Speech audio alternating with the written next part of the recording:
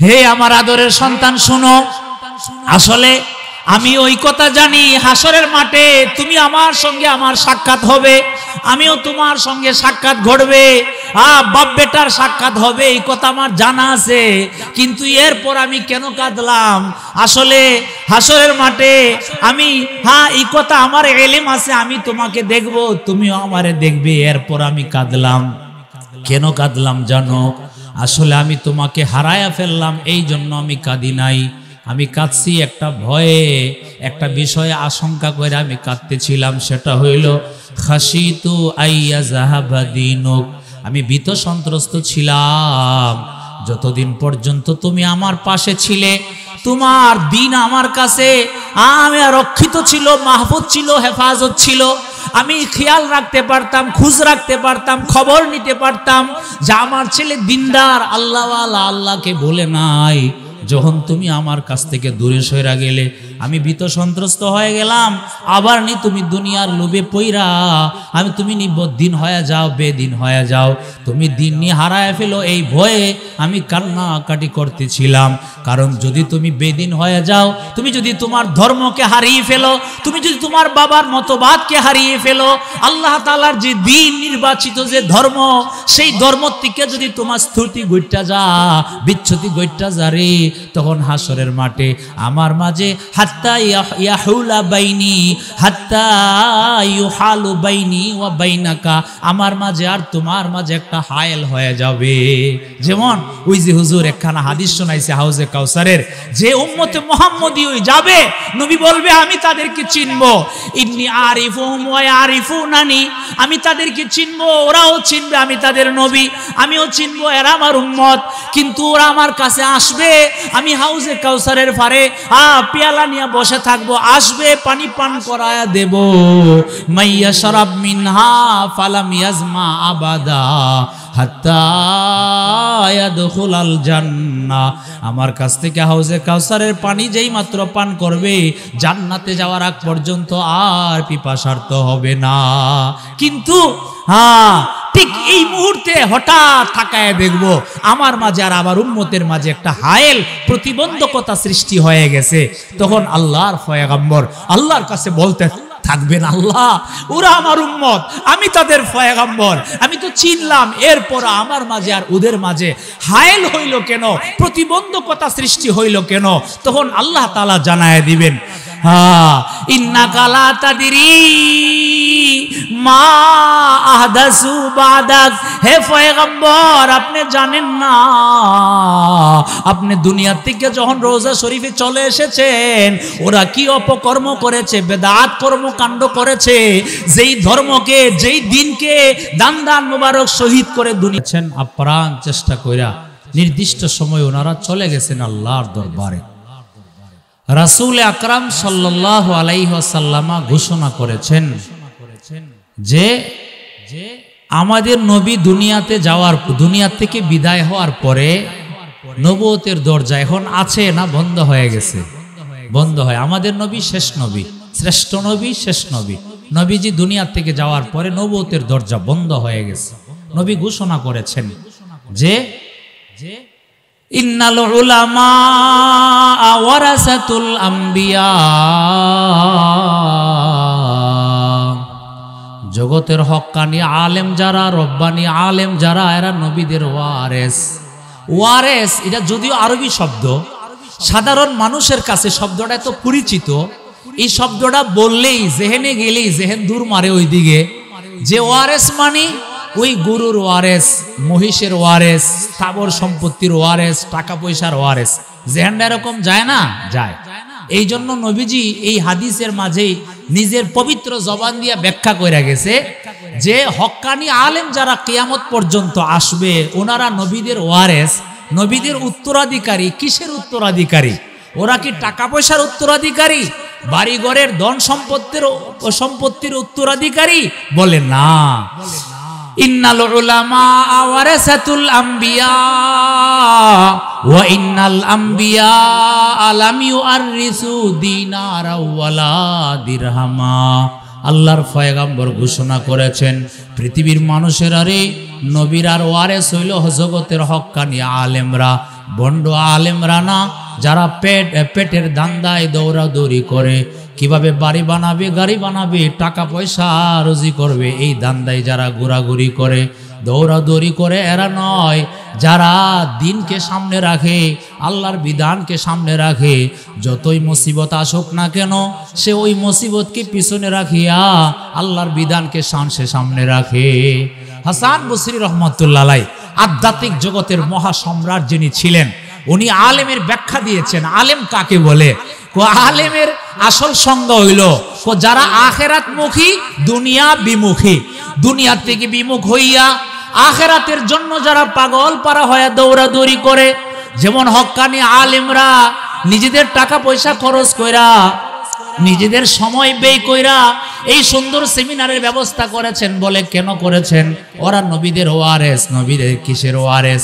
আসমানি ইলমের ওয়ারেস। এখন তো কোনো পয়গম্বর আর আসবে না, যারা ছিলেন চলে গেছে। কিয়ামত পর্যন্ত হক্কানি আলেম যারা আসবে, এরা নবীদের ওয়ারেস। নবীদের এই ইলমটা মানুষের ধারে ধারে পৌঁছায়া দিতে হবে। এই জন্য ওনারা নিজেরা বুঝা আর দেশ বরণ্য আলেমদেরকে দাওয়াত করে আগামীকাল বড় বড় আলেমরা দেখবেন আসবে, ওনারা সার নির্যাস খোলাসাতুল কালাম বয়ান পেশ করবে, সার গর্ব আলোচনা পেশ করবেন। এই আলোচনার পরিবেশ কেন করা হইল?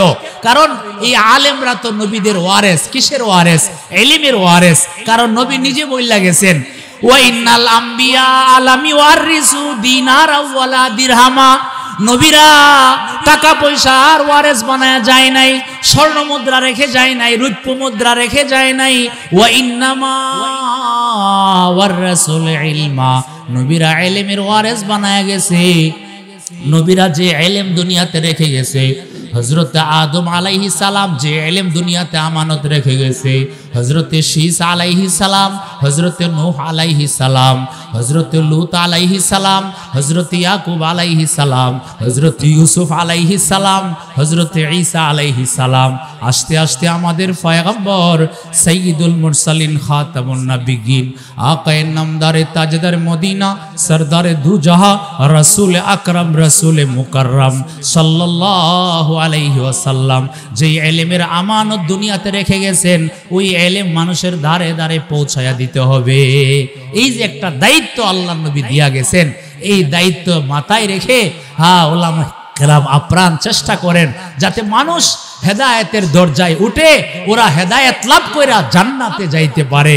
এই জন্য এক হাদিসের মধ্যে আছে যে আল্লাহু আজওয়াদু জুদা, এই পৃথিবীতে সবচেয়ে বড় দানশীল হইলেন আল্লাহ। এরপরে 2 নম্বরে রাসূল বলতেন সুম্মা আনা, এরপরে আমি হইলাম সবচেয়ে বড় দানশীল। এরপরে পয়গম্বর বলতেছেন সুম্মাল উলামা, এরপরে হযরতে উলামায়ে কেরাম। কারণ আপনি আপনার ছেলেকে মেয়েকে টাকা দিলেন, পয়সা দিলেন, বাড়ি দিলেন, গাড়ি দিলেন, কিন্তু এই ছেলেটাকে দিন সমঝাইলেন না, দিন কি জিনিস বুঝাইলেন না, আখিরাত কি জিনিস বুঝাইলেন না, আপনি যেন কিছুই দিলেন না। যদি আপনি আপনার ছেলেটাকে দিনদার বানায়া যাইতে পারেন, আল্লাহওয়ালা বানায়া যাইতে পারেন, আপনি যেন তাকে অনেক কিছু দিয়েছেন, যেন দুনিয়া আখিরাতের সফলতা সে অর্জন করতে পেরেছে। আমি একদিন তফসিরে জালালাইনের হাসিয়াত থেকে একটা কথা শোনাইছিলাম, ওই আমাদের স্কুল মাঠের তফসিরে, যে হযরত ইয়াকুব আলাইহিস সালাম যখন নির্জন কক্ষে চলে গেলেন ইউসুফ আলাইহিস সালামের সঙ্গে, তখন ইউসুফ আলাইহিস সালাম একটা প্রশ্ন করেছিলেন, হে বাবা ইয়াকুব, আমা তাআলাম আন্নাল্লাহ ইয়াজমাউনা, আপনি কি জানেন না হাসরের মাঠে ইয়াজমাউনা, আল্লাহ তাআলা আমাদেরকে একত্র করবেন। হাসরের মাঠে আমি আপনার সাথে সাক্ষাৎ ঘটবে, আপনারও সাক্ষাৎ ঘটবে আপনার আমার সাথে। এরপর আপনি এত কাঁদলেন কেন? কাঁদতে কাঁদতে কাঁদতে কাঁদতে আপনার দৃষ্টিশক্তি আপনি হারিয়ে ফেললেন, আপনি এত কাঁদলেন কেন? যখন এই কথাটা, এই প্রশ্নটা উত্থাপন করেছিলেন হযরত ইউসুফ আলাইহিস সালাম, তখন হযরত ইয়াকুব আলাইহিস সালাম বলেছিলেন, হে আমার আদরের সন্তান শুনো, আসলে আমি ওই কথা জানি, হাসরের মাঠে তুমি আমার সঙ্গে আমার সাক্ষাৎ হবে, আমিও তোমার সঙ্গে সাক্ষাৎ ঘটবে, বাপ বেটার সাক্ষাৎ হবে, এই কথা আমার জানা আছে। কিন্তু এরপর আমি কেন কাঁদলাম? আসলে হাসরের মাঠে আমি, এই কথা আমার ইলম আছে, আমি তোমাকে দেখব, তুমিও আমারে দেখবে, এরপর আমি কাঁদলাম। কেন কাঁদলাম জানো? আসলে আমি তোমাকে হারায়া ফেললাম, এই জন্য আমি কাঁদি নাই।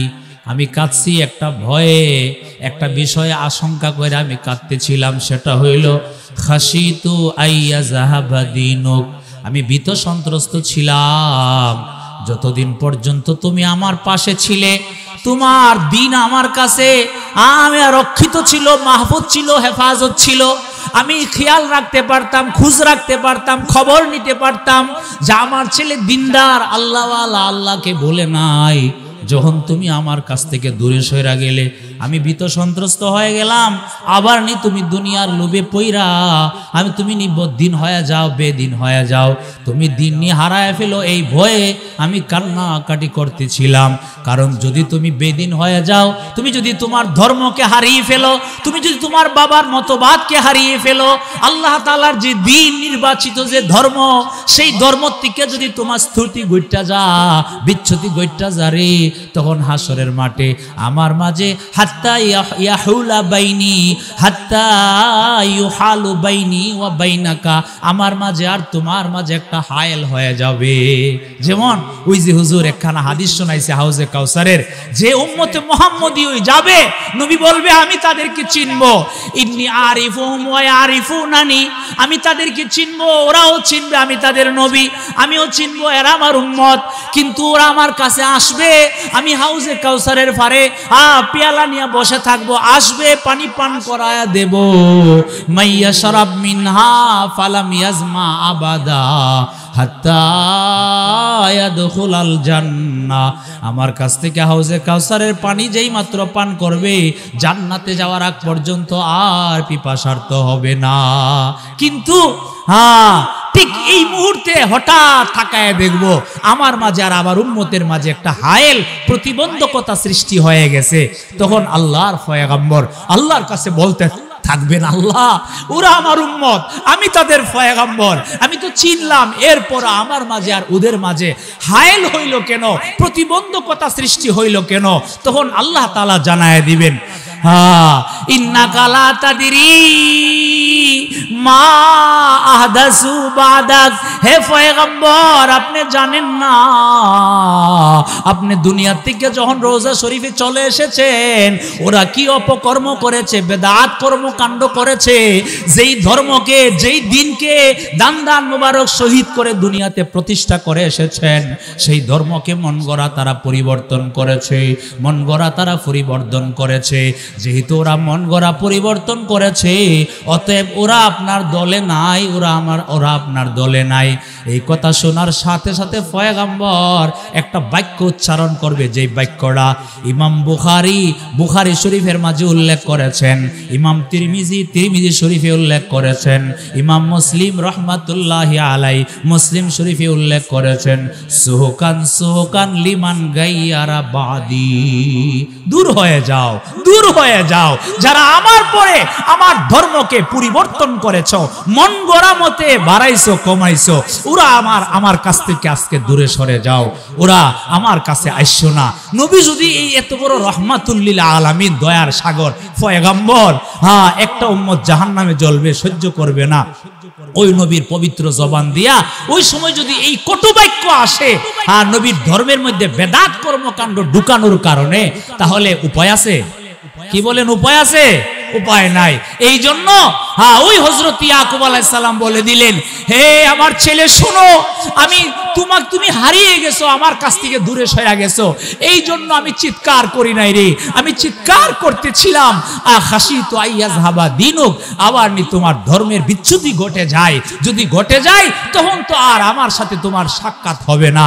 যেমন উম্মতে মুহাম্মদী কিছু অংশ বেদাত কর্মকাণ্ডে লিপ্ত হওয়ার কারণে নবীর সঙ্গে তাদের সাক্ষাৎ হবে না। এই জন্য তাহলে বোঝা গেল হযরত উলামায়ে কেরাম এই সমাজের সবচেয়ে বড় দরদি, কারণ তাদের দ্বারা মুসলমানদের সন্তানের দ্বীনের হেফাজত হইতেছে, মুসলমানদের দ্বীনের হেফাজত হইতেছে। এই কথাটা চিন্তা করেই হযরত উলামায়ে কেরাম মুরব্বীদের পরামর্শে প্রতি বছর 2 দিন ব্যাপী এই তাফসীরের আয়োজন করার চেষ্টা করেন, ইসলামী মহাসম্মেলনের আয়োজন করার চেষ্টা করেন। হযরতে মূসা আলাইহিস সালাম আর হযরতে খাজির আলাইহিস সালামের লম্বা চড়া ইতিহাস আমি ইতিহাস বলবো না, শুধুমাত্র বুঝানোর জন্য বলতেছি। হক্কানি আলেম যারা, যেই সময় যেই সমস্ত অপকর্ম হবে, যে হক্কানি আলেম সে বসে থাকতে পারে না, সে লাভ দিয়া দাঁড়ায়া যাবে, সে তার জবান দিয়া কথা বলতে থাকবে। কে তার পিছনে আছে আর নাই সেটা দেখার বিষয় না। দেখেন হযরতে মূসা আলাইহিস সালাম রে জিজ্ঞেস করা হইলো, একটা মাঠে ভাষণ দিতেছেন, লম্বা চড়া ইতিহাস উলামায়ে কেরাম জানে, আমি বোঝানোর জন্য আমার আলোচ্য বিষয়টা বলতেছি। যেই সময় অপকর্ম যে আন্তর্জাতিকভাবে আসুক, রাষ্ট্রীয়ভাবে আসুক, ব্যক্তিগতভাবে আসুক, সামাজিকভাবে আসুক, পারিবারিকভাবে আসুক, যেইভাবে আসুক না কেন, হক্কানি আলেম যে হবে, সঠিক দিনদার যে হবে, সে হুঙ্কার দিয়া ওই বাতিলের বিরুদ্ধে সে বলতেই থাকবে। এটাই আলেমদের শান, এটাই হক্কানি মানুষের শান। কথা বুঝে আসছে? যেমন মূসা আলাইহিস সালাম আরে জিজ্ঞেস করা হলে সবচেয়ে বড় আলেম কে? মূসা নবী উত্তর দিলেন, আমি সবচেয়ে বড় আলেম। আসলে কথাটা হইল কি জানেন, উনি তো ওই সময় শরীয়তের আলেম যে সেই তো বড় আলেম, ওনার কথা সঠিক, কিন্তু কথাটা এইভাবে বলাটা সমীচীন হয় নাই, আল্লাহ পছন্দ করেন নাই। আনা মান, একটা প্রবাদ বাক্য আছে, মান কালা আনা ফাকাদ ওয়াকা ফিল ফানা। অনেকে দিকেন আমি সেই না, এত আমি বলতে নাই, আমি তো ভাব আল্লাহ পছন্দ করেন না। হাদিস নবীজি বলেন, ক্বালা রাসূলুল্লাহি সাল্লাল্লাহু আলাইহি ওয়াসাল্লাম মান তাকাব্বারা ওয়াদাআহুল্লাহ ওয়া মান তাওয়াদা রাফাআহুল্লাহ। আল্লাহর পয়গম্বর বলেন, যে তাকাব্বুরি করে, যে অহংকার করে, আল্লাহ তাআলা তারে নিচু করে দেন, এত নিচু করে দেন শেষ পর্যন্ত একটা কুকুর আর শুকুরের চাইতে আরো নিকৃষ্ট হইয়া যায়। আর যেই মানুষটা নিজের নিচু করে রাখে, ওয়ামান তাওয়াদা রাফাহুল্লাহ, যে নিচু করে রাখে আল্লাহ তাআলা তার মর্যাদা বাড়াইয়া দেন। সুবহানাল্লাহ। এই জন্য নিজের ছোট করে রাখা, বংশের গৌরব, ব্যক্তিত্বের গৌরব, এগুলি আল্লাহ পছন্দ করে না। এত বড় পয়গম্বর, যেই পয়গম্বর কয়েকজন রাসূলের মাঝে উনি একজন। সুবহানাল্লাহ। আল্লাহ সবাইকে রাসূল বানান নাই, সবাই নবী, রাসূল সবাই না। যাদেরকে নতুন কিতাব আর শরীয়ত আর নবুয়ত দান করেছেন, এদেরকে বলা হয় রাসূল। তো কয়েকজনের মধ্যে একজন, এত বড় পয়গম্বর, এই গোটা যেই মাত্র বলছে আনা, আল্লাহ তাআলা ধরে ফেলছেন। আবার এই ঘটনা আল্লাহর চিরন্তন বিধান কোরআনে কারীমের মাঝে একটা সূরার বিশেষ অংশকে কেন্দ্র করে আল্লাহ বয়ান করে দিয়েছেন। ও মুসলমান, আজ থেকে আমাদের নবী দুনিয়াতে আসার 1000 বছর আগের ইতিহাস, এই ইতিহাসের বিবরণ আল্লাহ কেন দিলেন, কারণটা কি আল্লাহ বুঝায়া দিলেন। কিয়ামত পর্যন্ত যত আলেম পৃথিবীতে আসবে, এই আলেমদের জন্য এই কাহিনীতে শিক্ষণীয় বিষয় আছে। সাধারণ মানুষ যারা, তাদের জন্য শিক্ষণীয় বিষয় আছে। এই ঘটনার প্রত্যেকটা আয়াতের শব্দে শব্দে মুসলমানদের জন্য শিক্ষণীয় বিষয় আছে। এই সামান্য আলোকপাত করে আমি সামনের দিকে চলে যাব। তো আল্লাহ তাআলা ওহী পাঠাইলেন, জিবরাইল আলাইহিস সালামকে পাঠাইলেন। জিবরাইল আয়েশা বলতেছে, আল্লাহ বলছেন, না, আপনার চাইতে বড় আলেম জগতে আছে। হযরত মূসা আলাইহিস সালাম সাথে সাথে বলতেছেন, কাইফালি বিহি, হে জিবরাইল তাড়াতাড়ি যাও, আল্লাহরে বলো এই লোকটাকে, আমি হইলাম শরীয়তের পয়গম্বর, আমার চাইতে বড় আলেম আছে, ঠিক আছে, ওই লোকটার সন্ধান আমি চাই। ওইখানে উলামায়ে কেরাম লিখেছেন, সত্যিকারের তালেবে ইলম যারা হবে, ইলমের অন্বেষী যারা হবে, যে ইলমটা তার জেহেনে নাই, এই ইলমটা জানার জন্য সে উদ্গ্রীব হবে, সে আগ্রহ প্রকাশ করবে। যেমন মূসা আলাইহিস সালাম সাথে সাথে বলতেছে, কাইফালি বিহি, এই লোকটার সঙ্গে আমার সাক্ষাৎ কিভাবে হবে, সেটার সন্ধান আমি চাই। এমন ইলম আল্লাহ তার মধ্যে রাখছে, যে ইলম আমার কাছে নাই, সেটা আমার জানতে হবে, বুঝতে হবে। সুবহানাল্লাহ। দেখছেন, অনেক সময় আছে আপনি একটা বিষয় জানেন না, শুনেন নাই, একজন বলছে যে জানে, আপনি সাদরে গ্রহণ করে নেবেন, এটাই নিয়ম। আল্লাহ নবীর একজন সাহাবী নামাজ পড়া নবীর আয়া সালাম দিছে, নবী সালামের জবাব দিয়া ইরজি ফা ইন্নাকা সাল্লি ফা ইন্নাকা লাম তুসাল্লি, যাও তুমি নামাজ পড়ো, তুমি নামাজ পড়ো নাই। লোকটা দ্বিতীয়বার নামাজ পড়া আবার আসলেন, ফা সাল্লামা আলাইহি ফারাদ্দাস সালাম সুম্মা ক্বাল ইরজি ফাসাল্লি ফাইন্নাকা লাম তুসাল্লি। নবী আবার বললেন, যাও তুমি নামাজ পড়ো নাই, তুমি নামাজ পড়ে আসো। ও মুসলমান, উনি নামাজ পড়ে নাই, পড়ছে তো। আবার নবী ফিরাইয়া দিলেন, প্রথমবার, দ্বিতীয়বার, তৃতীয়বার বলার পরে সাহাবী বলতেছে, ইয়া রাসূলুল্লাহ, ইয়া হাবিবাল্লাহ, এর চাইতে ভালো নামাজ আমি আর জানি না, আল্লিমনি, আপনি আমারে তালিম দেন। সুবহানাল্লাহ। বুঝা গেল? না জানলে সাথে সাথে যে জানে তার কাছে জানার চেষ্টা করা, এই হাদিসের দ্বারা বোঝা গেল। আর বুখারী শরীফের ওই হাদিসের দ্বারা কোরআনে কারীমের তফসিরের দ্বারাও বোঝা গেল হযরত মূসা আলাইহিস সালাম এত বড় পয়গম্বর হওয়ার পরেও সাথে সাথে বলেছেন এই লোকটার সন্ধান আমাকে দিতে হবে, যেই লোকটার ভিতরে আমার চাইতে বেশি ইলম আছে, আমার জানা দরকার আছে। সুবহানাল্লাহ। আল্লাহ তাআলা বইলা দিলেন, তুমি বাজা একটা মাছ নিয়ে রওনা দিবা, যেখানেই মাছটা জীবিত হয়ে চলে যাইব ওইখানে আমার তোমার এই প্রত্যাশিত ব্যক্তি আছে, আমার বিশেষ বান্দা ওইখানে শুয়ে আছে, ওইখানে তুমি যাইবা। হযরত মূসা, লম্বা চড়া ইতিহাস, আমি ইতিহাস বলবো না, আমার আলোচ্য বিষয়টা বোঝানোর জন্য বলতেছি। হযরত মূসা আলাইহিস সালাম ওনার খাদেম হযরত ইউশা ইবনে নুনকে নিয়ে রওনা হয়ে গেলেন। কিছু দূর যাওয়ার পরে ক্লান্ত হয়ে গেলেন। ক্লান্ত হয়ে একটা প্রস্তর খণ্ড, পাথরের একটা খণ্ড মাথার নিচে দিয়ে শুয়ে গেলেন। ঘুমায় গেছে। ঘুমের মাঝখানে মাছটা জীবিত হয়ে ব্যক্তিকে বাইরে দুর্দা নদী দিয়ে চলে গেল। ইউশা ইবনে নুন খাদেম দেখছে ঘটনাটা দেখতে পেরেছে।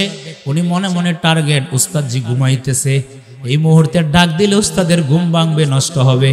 এই জন্য উলামায়ে কেরাম লিখেছেন, ও জগতের তালেবে ইলমরা, তোমাদের উস্তাদ যদি ঘুমায় থাকে, ওনার ঘুমের টাইম, সাধারণ একটা মানুষ আসছে একটা মাসলা জানার জন্য, ওই সময় উস্তাদরে ডাক দিয়া কষ্ট দিও না। ওই লোকটাকে বলো আপনি ওই সময় আসেন, আমার উস্তাদজি ওই সময় জাগ্রত থাকবে। ওই যে ইউশা ইবনে নুন বলতেছে, না এখন জাগ্রত করানো যাবে না, উস্তাদজি ঘুমাইতেছে, আরামসে ঘুমাক, ঘুম ভাঙবে এরপরে বলবে।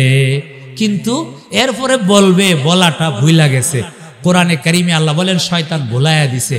ভুলানোর মধ্যে আল্লাহর হিকমত আছে, কথা বুঝছেন? সামনের দিকে রওনা হয়ে গেছে। এখন যদি বলতো যে হুজুর মাছটা চলে গেছে, শেষ, সামনের দিকে যাওয়ার আর দরকার ছিল না। একদিন এক রাত চলছে, চলার পরে কইতাছে, আতিনা গাদানা লাকাদ লাকিনা মিন সাফারিনা হাযা নাসাবা। হে ইউশা ইবনে নুন, নাস্তাটা নিয়ে আসো, বড় ক্লান্তি চলে আসছে, বড় ক্লান্ত হয়ে গেছি, একবারে পেরেশান হয়ে গেছি, নাস্তাটা নিয়ে আসো। যেই মাত্র কইছে নাস্তাটা নিয়ে আসো, নাস্তা কি আছে না চলে গেছে? হুজুর, ওই যে ওইখানে যে শুইছিলাম ওইখানে তো মাছটা চলে গেছে, শয়তান তো আমারে ভুলাই দিছে, আপনাকে স্মরণ করাইতে পারি নাই। মূসা আলাইহিস সালাম বলতেছে, ওই জায়গাটাই তো তালাশের জন্য বের হয়েছিলাম, চলো। আবার ফেরত চললেন। চলতে চলতে ওইখানে আইসা দেখতেছেন মাছটা যেই জায়গা দিয়া ঢুকছে নদী, আল্লাহর কি কুদরত, আল্লাহ কি না পারে। সুবহানাল্লাহ। আল্লাহ যখন কোনো কিছু ইচ্ছা করে তখন দুনিয়ার কোনো মানুষ আর টেকাইতে পারে না। আল্লাহ তাআলার মানসা যখন হয়ে যা, তখন আল্লাহ যা ইচ্ছা তাই করতে পারে। ফাআলুল লিমা ইউরিদ। পানি, যেই পানি দিয়া সে ঢুকলো, চতুর্দিকের পানি একবার আটক হয়ে বন্ধ হয়ে মাঝখান দিয়া সুরঙ্গের মতো একটা ছিদ্র পথ, সুরঙ্গ পথ হয়ে গেল। যেই দিক দিয়ে মাছটা গেল, হযরত মূসা আলাইহিস সালাম গিয়া সালাম দিলেন, আসসালামু আলাইকুম, সালাম দিলেন। বলতেছে, আনতা নবিয়্যু বনি ইসরাইল, আপনি কি বনি ইসরাইলের নবী মূসা? আরে আমি যে বনি ইসরাইল নবী মূসা, আপনি জানলেন কিভাবে? তখন খাজির আলাইহিস সালাম বলতেছে, আপনি যে বনি ইসরাইল নবী মূসা, আমি জানলাম কিভাবে? যেই মালিক আপনাকে আমার নিকট পাঠিয়েছে ওই মালিকই আমাকে জানাইছে মূসা পয়গম্বর তোমার কাছে আসতেছে। সুবহানাল্লাহ। সমাধান হয়ে গেল। এখন বলতেছে, আপনার কাছে কিছু ইলম আছে, আমি আপনার সফর সঙ্গী হয়ে আপনার কাছ থেকে ইলমগুলি শিখবো। খাজির আলাইহিস সালাম, এই আমার ফ্রেন্ডটা আসতেছে। খাজির আলাইহিস সালাম বলতেছেন, না, আপনি আমার সাথে ধৈর্য ধরতে পারবেন না, কারণ আমাকে যে ইলম আল্লাহ দিয়েছেন সেই ইলম আপনার জেহেনে নাই। আপনার জেহেনে আল্লাহ যে ইলম দান করেছেন সেই ইলম আমার জেহেনে নাই।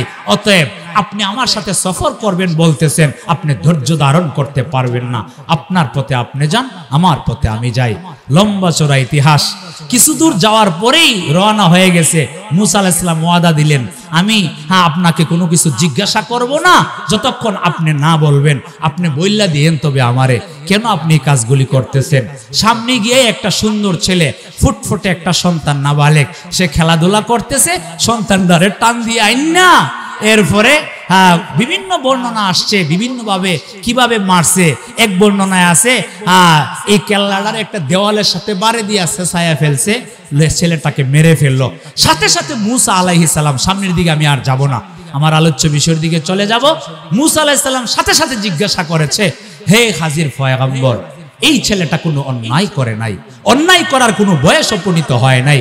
আর আমাদের পয়গম্বর এক হাদিসে বলছেন, যেই সন্তানটা এখনো পর্যন্ত বালেগ হয় নাই, যেই মেয়েটা এখনো পর্যন্ত বালেগা হয় নাই, যতক্ষণ পর্যন্ত বালেগ বা বালেগা না হবে ততক্ষণ পর্যন্ত তার অপরাধ লিখা হয় না। ঠিক তেমনি ভাবে আন্নায়েম, যেই ছেলেটা, যেই পুরুষ, যেই নারী ঘুমন্ত, যতক্ষণ পর্যন্ত তারা জাগ্রত না হবে তার গুনাহ লিখা হয় না, নেকি লিখা হয় না।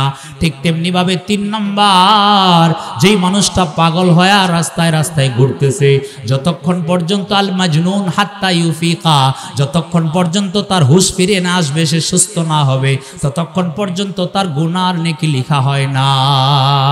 তাহলে এই ছেলেটা নাবালেগ, তার গুনাহ তো এখনো সে গুনার মুকাল্লাফ হয় নাই, অতএব ছেলেটাকে আপনি মারলেন কেন? তো খাজির আলাইহিস সালাম বলছিল আপনি সহ্য করতে পারবেন না, ঠিকই তো হইল, ঠিক না? এখন পয়েন্টটা কি? পয়েন্ট হইল, আমি আর সামনের দিকে যাব না, যে শরীয়তের আলেম যিনি হবেন, হক্কানি আলেম যিনি হবেন, রব্বানি আলেম যিনি হবেন, উনি যতই ওয়াদাবদ্ধ হোক না কেন, উনার সামনে যদি ডাইরেক্ট গর্হিত একটা কাজ হয়, অন্যায় একটা কাজ হয়, ওই আলেম সে বসে থাকতে পারে না, সাথে সাথে কথা বলতে বাধ্য যে আপনি এই কাজটা কেন করলেন। যদি উনি না বলে উনি বুবা শয়তান, কি হবে? কথা কোনা দি, যদি হক কথা না বলে কি হবে? আল্লাহর পয়গম্বর দুজাহানের বাদশা রাহমাতুল লিল আলামিন হযরত আবু যর গিফারি রাদিয়াল্লাহু তাআলা আনহুকে বলেছেন, কুলিল হাক্কা ওয়া ইন কানা মুররা,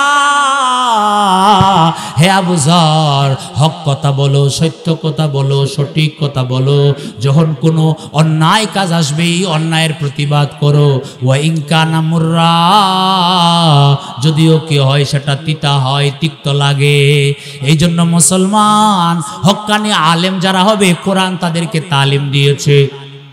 হক্কানি আলেমদের সিনাই আল্লাহ হযরত আদম আলাইহিস সালামের ইলমের আমানত রাখছে, হযরত ঈসা আলাইহিস সালামের ইলমের আমানত রেখেছে।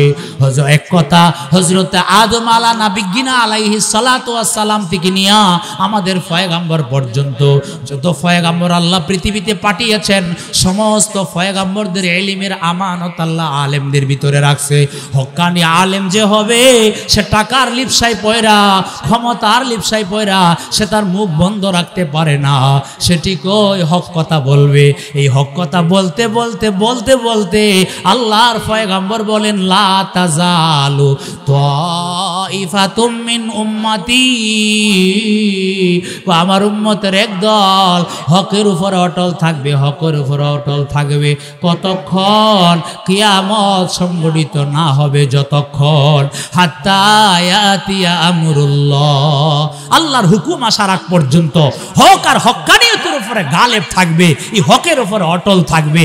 শেষ পর্যন্ত হযরতে মাহদী আলাইহিস সালামের আত্মপ্রকাশ ঘটবে। হযরতে ঈসা আলাইহিস সালাম আকাশে আছেন, হযরতে ঈসা আলাইহিস সালাম ওই দামেস্কের মসজিদে দুইজন ফেরেশতার কাঁধে ধইরা ওই মসজিদের মিনারায় আসবে। তখনকার সময়ে মুসলমান যারা থাকবে, ওই মুসলমানেরা সিঁড়ির সাহায্য পাবেন হযরতে মাহদী আলাইহিস সালামের দলের সাথে ওই হক্কানি দলের উলামায়ে কেরাম, দিনদার যারা, ফরহেজগার যারা, আল্লাহওয়ালা যারা, দ্বীনের সঠিক মুজাহিদ যারা, ওদের সাক্ষাৎ হবে হযরতে মাহদী আলাইহিস সালামের ওই দলের সাথে। অতএব এই দলকে হটানো যাবে না, এই দলকে দমন করা যাবে না, ওরা হক হক্কানিয়ত নিয়ে চলতেই থাকবে, চলতে থাকবে। এই জন্য আজকে বাংলাদেশের মাঝে যেই মাত্র সাহাবায়ে কেরামদেরকে নিয়ে সমালোচনা শুরু হয়ে গেছে, সর্বপ্রথম কওমি মাদ্রাসার হক্কানি আলেম যারা, ওরা মুখ খুলতে শুরু করেছে মানাকিবে সাহাবা।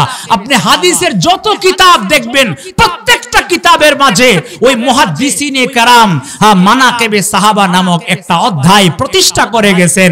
ওই মানাকিবে সাহাবা খুললা দেখবেন, কতটা হাদিস আমি আপনাদেরকে শোনাবো। আল্লাহর পয়গম্বর বলেন, আকরিমু আসহাবি ফাইন্নাহুম খিয়ারুকুম, আল্লাহর পয়গম্বর বলেন, দুনিয়ার মানুষেরা আমার সাহাবীদেরকে একরাম করো, ইজ্জত করো, ওরা তোমাদের মাঝে শ্রেষ্ঠ। ওরা তোমাদের মাঝে শ্রেষ্ঠ। শুধু তাই নয়, আরেক হাদিস আছে, আল্লাহর পয়গম্বর বলেন, ইযা রাআইতুমুল্লাযীনা ইয়াসুব্বুনা আসহাবি ফাকুলু লানাতুল্লাহি আলা শাররিকুম।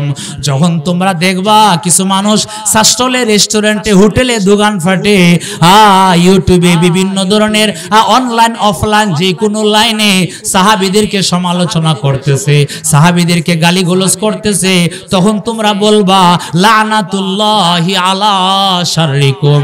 এই লোকগুলি পৃথিবীর মাঝে সবচাইতে নিকৃষ্ট, ওই নিকৃষ্ট জাতির উপর আল্লাহর লানত। আরেক বর্ণনায় আছে, আন আব্দুল্লাহ ইবনে আব্বাস রাদিয়াল্লাহু তাআলা আনহু قال قال رسول الله صلى الله عليه وسلم من سب اصحابي فلعنة الله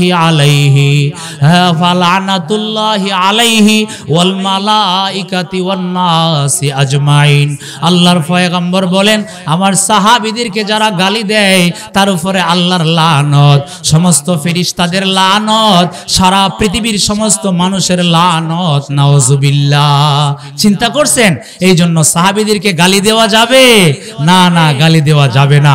রাসূল করিম সাল্লাল্লাহু আলাইহি ওয়াসাল্লাম আরেক হাদিসের মধ্যে বলতেছেন, লা তাসুব্বু আসহাবি, আমার সাহাবীদেরকে গালি দিও না।